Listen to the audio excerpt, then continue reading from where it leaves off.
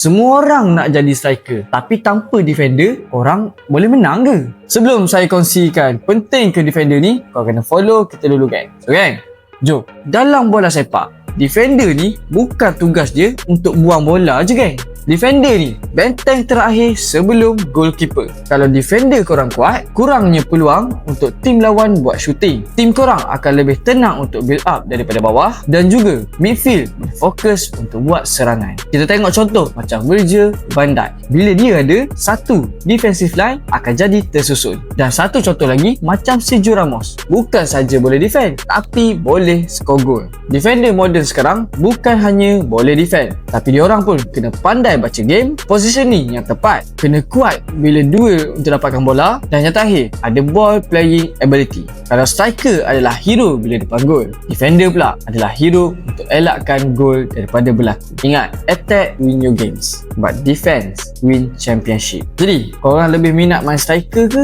minat main defense? Cuba komen kat bawah. Jadi, yang mana-mana berminat untuk dapatkan sukan bola, korang boleh datang ke SMT Sport Kuala Terengganu secara walk-in atau membeli secara online.